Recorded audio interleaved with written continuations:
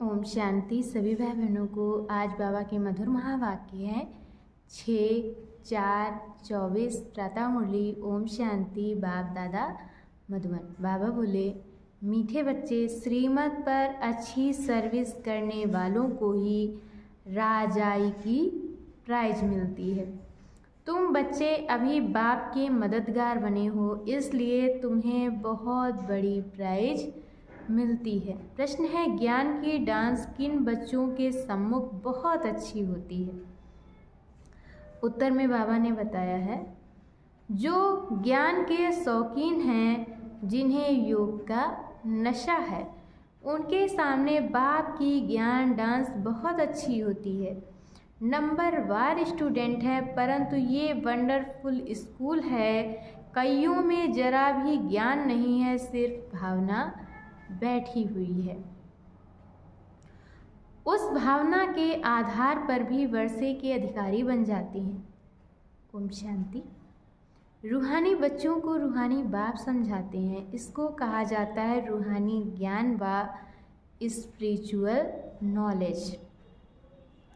Spiritual knowledge सिर्फ एक बाप में ही होती है और कोई भी मनुष्य मात्र में रूहानी नॉलेज होती नहीं। रूहानी नॉलेज देने वाला ही एक है, जिसको ज्ञान का सागर कहा जाता है। हर एक मनुष्य में अपनी अपनी खूबी होती है ना। बैरिस्टर बैरिस्टर है, डॉक्टर डॉक्टर है। हर एक की ड्यूटी पार्ट अलग अलग है। हर एक की आत्मा को अपना अपना पार्ट मिला हुआ है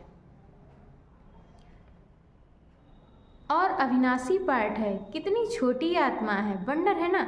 गाते भी हैं, चमकता है भ्रकुटी के बीच। ये भी गाया जाता है, निराकार आत्मा का ये शरीर है तख्त। है बहुत छोटी सी बिंदी और सब आत्माएं एक्टर्स हैं। एक जन्म के फीचर्स ना मिले दूसरे से, एक जन्म का पार्ट ना मिले दूसरे से। किसको भी पता नहीं कि हम पास्ट में क्या थे, फिर फ्यूचर में क्या होंगे। ये बाप ही संगम पर बैठ समझाते हैं। सुबह के तुम बच्चे याद की यात्रा में बैठते हो तो उझाई हुई आत्मा प्रज्वलित होती है, क्योंकि आत्मा में बहुत जंग लगी हुई है। बाप सोनार का भी काम करते हैं। पतित आत्माएं जिनमें खाद पड़ती है, उनको प्योर बनाते हैं। खाद पड़ती तो है ना, चांदी, तांबा, लोहा आदि नाम भी ऐसे हैं। गोल्डन एज, सिल्वर एज, सतो प्रधान, सतो रजोतमो। ये बातें और कोई भी मनुष्य गुरु नहीं समझाएंगे, एक सतगुरु ही समझाएंगे। सतगुरु का अकाल तख्त कहते हैं ना, उस सतगुरु को भी तख्त चाहिए ना। जैसे तुम आत्माओं को अपना अपना तख्त है, उनको भी तख्त लेना पड़ता है। कहते हैं, मैं कौन सा तख्त लेता हूँ, ये दुनिया में कोई को पता नहीं है। वो तो नेति नेति कहते आए हैं, हम नहीं जानते हैं। तुम बच्चे भी समझते हो, पहले हम कुछ भी नहीं जानते थे। जो कुछ भी नहीं समझते हैं, उनको बेसमझ कहा जाता है। भारतवासी समझते हैं हम बहुत समझदार थे, विश्व का राज्य भाग्य हमारा था। अब बेसमझ बन पड़े हैं। बाप कहते हैं, तुम शास्त्र आदि भल कुछ भी पढ़े हो, ये सबब भूल जाओ। सिर्फ एक बाप को याद करो। गृहस्थ व्यवहार में भी भल रहो। सन्यासियों के फॉलोअर्स भी अपने अपने घर में रहते हैं। कोई कोई सच्चे फॉलोअर्स होते हैं तो उनके साथ रहते हैं, बाकी कोई कहाँ रहते हैं। तो ये सब बाप बैठ समझाते हैं। इसको कहा जाता है ज्ञान की डांस। योग तो है साइलेंस, ज्ञान की होती है डांस। योग में तो बिल्कुल शांत रहना होता है, डेड साइलेंस कहते हैं ना। 3 मिनट डेड साइलेंस, परंतु उसका भी अर्थ कोई जानते नहीं।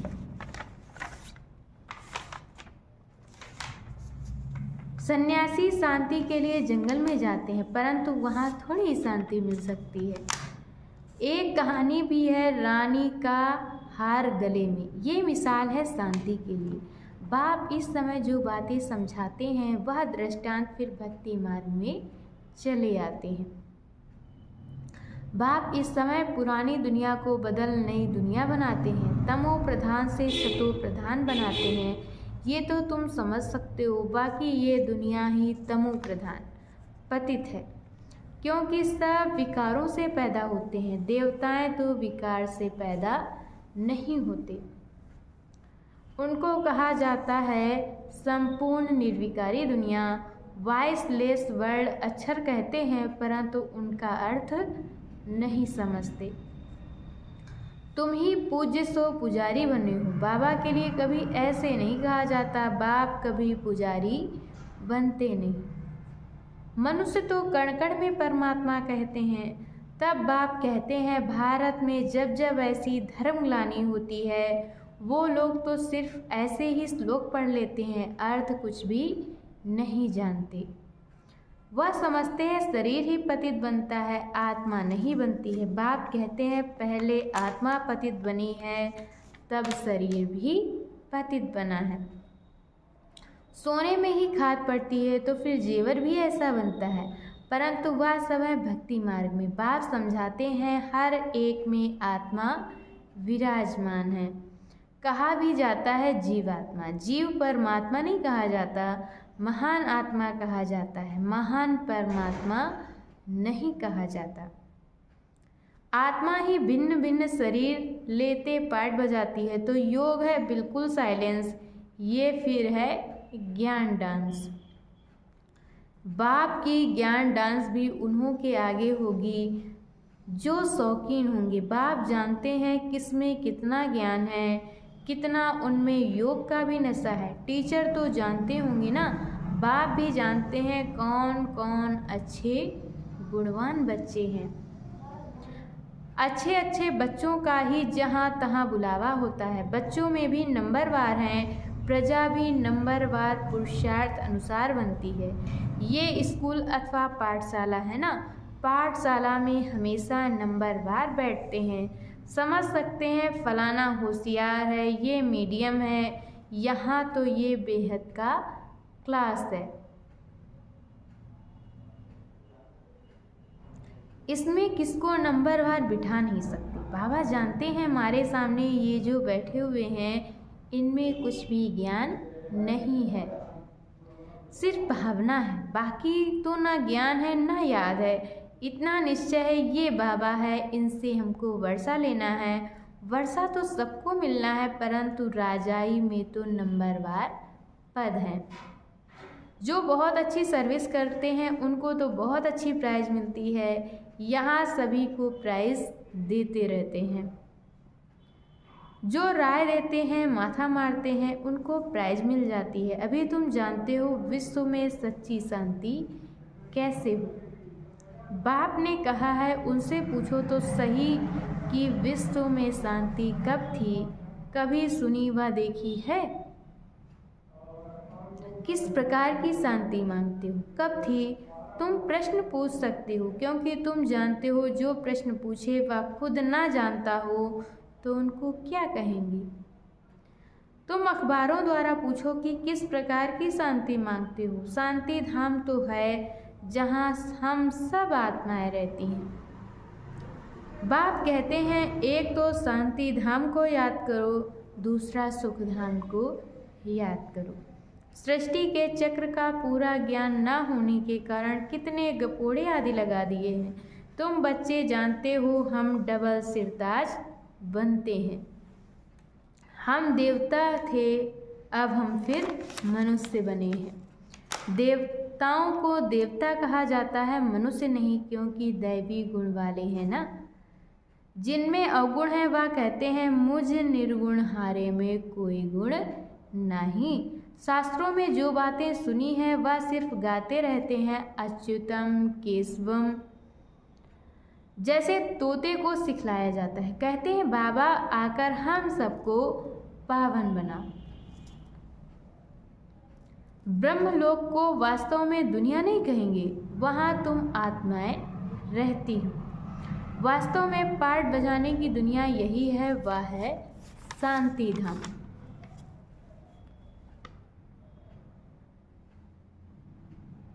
बाप समझाते हैं, मैं बैठ तुम बच्चों को अपना परिचय देता हूँ। मैं आता ही उसमें हूँ जो अपने जन्मों को नहीं जानते। ये भी अभी सुनते हैं, मैं इनमें प्रवेश करता हूँ। पुरानी पति दुनिया रावण की दुनिया है।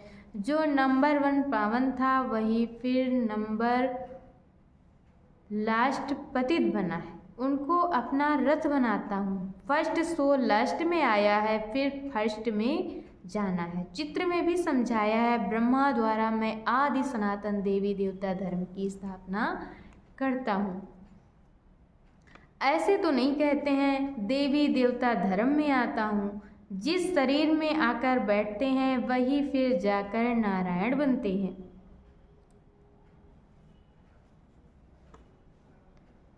विष्णु कोई और नहीं है, लक्ष्मी नारायण अथवा राधे कृष्ण की जोड़ी कहो। विष्णु कौन है ये भी कोई नहीं जानते हैं। बाप कहते हैं, मैं तुमको वेदों शास्त्रों सब चित्रों आदि का राज समझाता हूँ। मैं जिसमें प्रवेश करता हूँ वो फिर ये बनते हैं। प्रवृत्ति मार्ग है ना, ये ब्रह्मा सरस्वती फिर वह लक्ष्मी नारायण बनते हैं। इनमें ब्रह्मा में मैं प्रवेश कर ब्राह्मणों को ज्ञान देता हूँ, तो ये ब्रह्मा भी सुनते हैं। ये फर्स्ट नंबर में सुनते हैं। ये है बड़ी नदी ब्रह्मपुत्रा। मेला भी सागर और ब्रह्मपुत्रा नदी पर लगता है। बड़ा मेला लगता है जहाँ सागर और नदी का संगम होता है। मैं इसमें प्रवेश करता हूँ। ये वह बनते हैं। इनको वह ब्रह्मा सो विष्णु बनने में 1 सेकंड लगता है। साक्षात्कार हो जाता है और झट निश्चय हो जाता है। मैं ये बनने वाला हूँ, विश्व का मालिक बनने वाला हूँ। तो ये गदाई क्या करेंगे, सब छोड़ दिया।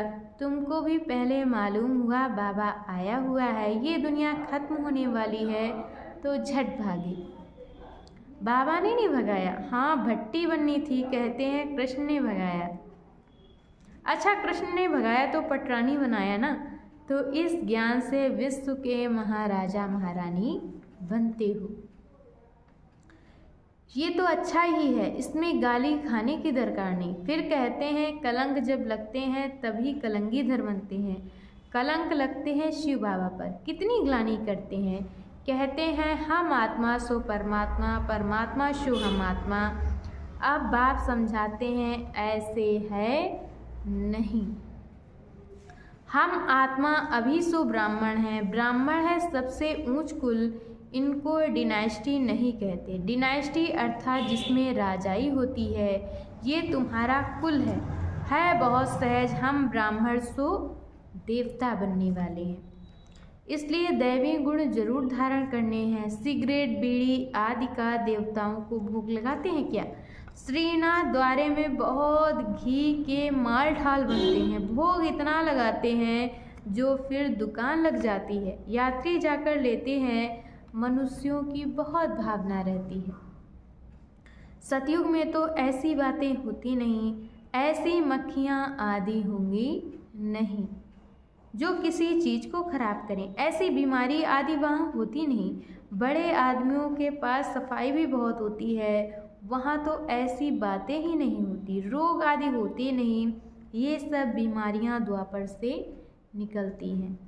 बाप आकर तुमको एवर हेल्दी बनाते हैं। तुम पुरुषार्थ करते हो बाप को याद करने का, जिससे तुम एवर हेल्दी बनते हो।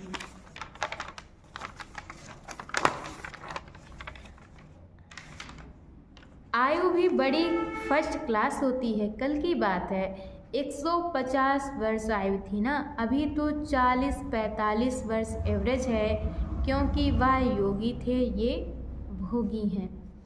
तुम राजयोगी राज ऋषि हो, इसलिए तुम पवित्र हो, परंतु ये है पुरुषोत्तम संगम युग, मास या वर्ष नहीं। बाप कहते हैं मैं कल्प कल्प पुरुषोत्तम संगम युगे युगे आता हूँ। बाप रोज रोज समझाते रहते हैं, फिर भी कहते हैं एक बात कभी नहीं भूलना, पावन बनना है तो मुझे याद करो।